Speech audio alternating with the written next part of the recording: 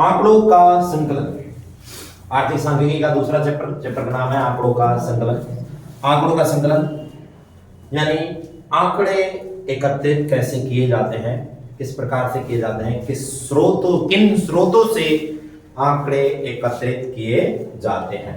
तो आंकड़ों को एकत्रित करने के स्रोत, आंकड़ों को एकत्रित करने के दो स्रोत हैं, प्राथमिक स्रोत, द्वितीयक स्रोत। आंकड़ों को एकत्रित करने के दो स्रोत, पहले स्रोत का नाम है प्राथमिक स्रोत, दूसरे का नाम है द्वितीयक स्रोत। आंकड़ों को एकत्रित करने के दो स्रोत, प्राथमिक और द्वितीयक स्रोत। प्राथमिक स्रोत वो स्रोत है जिसमें अनुसंधानकर्ता अनुसंधान के क्षेत्र में स्वयं जाकर के आंकड़े एकत्रित करता है। अनुसंधानकर्ता अनुसंधान के क्षेत्र में स्वयं जाकर के आंकड़े एकत्रित करता है। और द्वितीय स्रोत वो स्रोत होते हैं जिसमें अनुसंधानकर्ता स्वयं ना जाकर के किसी दूसरे के द्वारा आंकड़े एकत्रित करवा लेता है। अनुसंधानकर्ता अनुसंधान के क्षेत्र में स्वयं ना जाकर के किसी दूसरे के द्वारा आंकड़े क्या करवाता है, एकत्रित करवाता है, तो वो द्वितीय स्रोत होते हैं।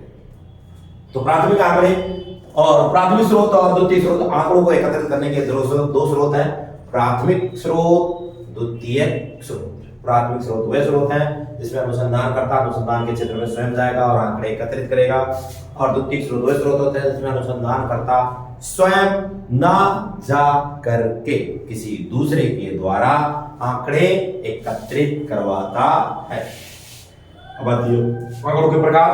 आंकड़ों के दो प्रकार होते हैं, वे प्राथमिक आंकड़े और द्वितीयक आंकड़े। प्राथमिक आंकड़े वे आंकड़े होते हैं जो प्राथमिक स्रोत से एकत्रित किए गए, जो आंकड़े प्राथमिक स्रोत से एकत्रित किए गए हैं, वे आंकड़े प्राथमिक आंकड़े कहलाते हैं। जिन आंकड़ों को हम प्राथमिक स्रोत से एकत्रित करते हैं वो आंकड़े प्राथमिक आंकड़े कहलाते हैं। और जिन आंकड़ों को द्वितीयक स्रोत से एकत्रित किया गया वो आंकड़े कौन से आंकड़े कहलाते हैं, द्वितीयक आंकड़े कहलाते हैं।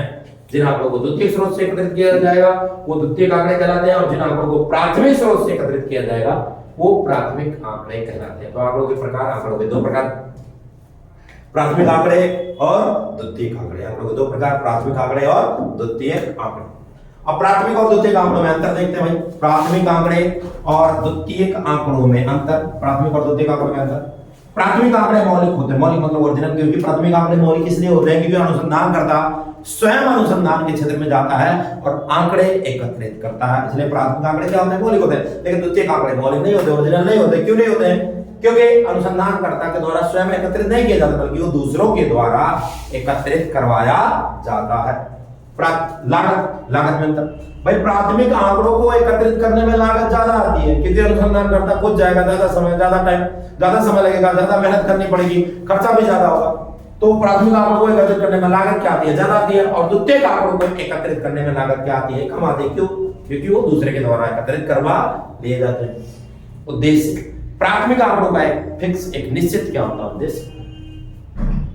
प्राथमिक आंकड़ों का एक निश्चित उद्देश्य होता है, परंतु द्वितीयक आंकड़ों का एक निश्चित उद्देश्य नहीं होता। प्राथमिक आंकड़ों का निश्चित उद्देश्य होने का मतलब है पहले से निर्धारित होता है कि प्राथमिक आंकड़े किस लिए एकत्रित किए जा रहे हैं, लेकिन द्वितीयक आंकड़ों का कोई एक निश्चित उद्देश्य नहीं होता है कि किस लिए एकत्रित किए जा रहे हैं। जब अनुसंधान करता है, उन आंकड़ों को खरीदता है, जब जाकर के उस पर रिसर्च करता है, तब पता लगता है कि हाँ आंकड़े इस पर्पस के लिए उसे बनाया जा रहा है, एकत्रित किया गया है।